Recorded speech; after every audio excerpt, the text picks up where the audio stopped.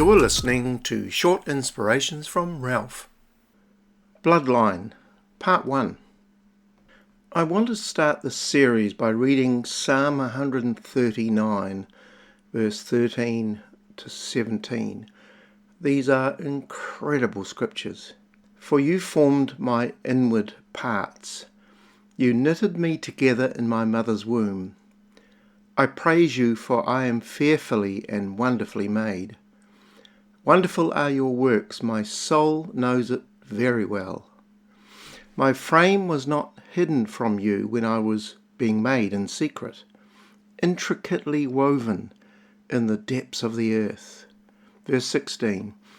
Your eyes saw my unformed substance. This is astonishing, because it says in your book were written, and in the original King James Version it says all my parts are recorded, every one of them. My body parts.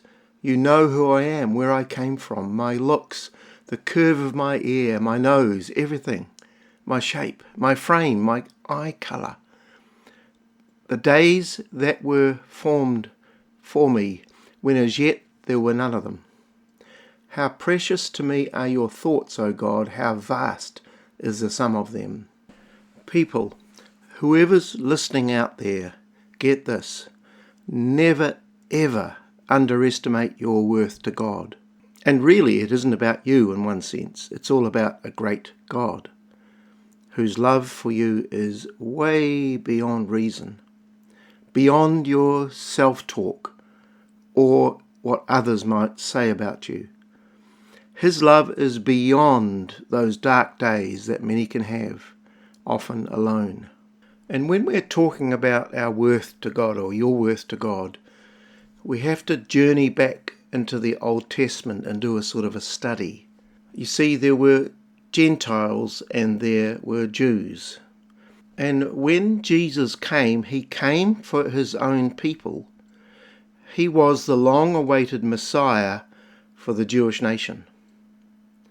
The Bible says he went into his own, and his own received him not.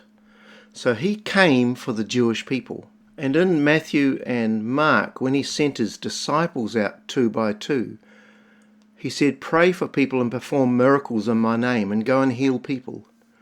But he said, when you do this, it's only to the house of Israel, or household of Israel. Then he gave this strange instruction, don't pray for anyone who's not of the house of Israel, meaning that they are not in the bloodline of Jewish descent. And in Matthew 15, a woman with a demonized daughter approaches him and pesters him, and he ignores her, and the disciples want to send her away, with the story revolving around the fact that she was a Gentile, a Canaanite. And in Matthew 15:24, he answered and said, I am not sent except to the lost sheep of the house of Israel. Then she came and worshipped him, saying, Lord, help me. But he answered and said, it's not good to take the children's bread, and listen to this, throw it to the dogs. Called her a dog. But I love this woman's tenacity. Verse 27, she said, true, O Lord, but even the little dogs eat of the crumbs which fall from their masters' tables.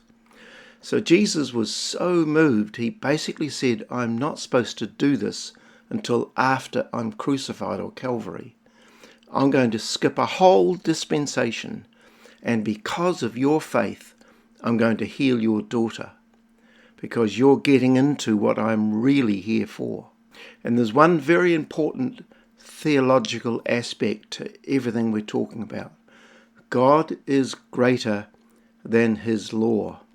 In our day, there's no real understanding of how important to the Jew was their heritage and the keeping intact of their race. Many see their bloodline as an obstacle, not an asset, a disadvantage rather than an advantage. For the Jew, then, it was incredibly important as to who their tribe and forefathers were. Everything about them, their identity, their sense of who they were, their stability, came from their bloodline. The sum total of the Jew was connected to Abraham. All the laws and traditions and customs were tightly bound into their race. And so their influence with God resided as to whether or not they were a son of Abraham. It just wasn't important. It was deeply ingrained into the minds and hearts of every Jewish person and taught from a very early age. It was in their veins. Abraham made a covenant with God, and God said, I'm going to bless everyone in your bloodline. Paul the Apostle talks about Gentiles, non-Jews, being aliens from the Commonwealth. Wrong inheritance, wrong genealogy. No part in the favoured legacy. And so we had the nation of Israel, who kept intact their bloodline through laws upon laws, pure, impure, holy or common, foods to eat and foods to despise, all sorts of rules and regulations around clothing and morality and how to approach God. And usually only one man could. Aliens were just that, aliens. Keep listening, I'm going somewhere with this. God bless you.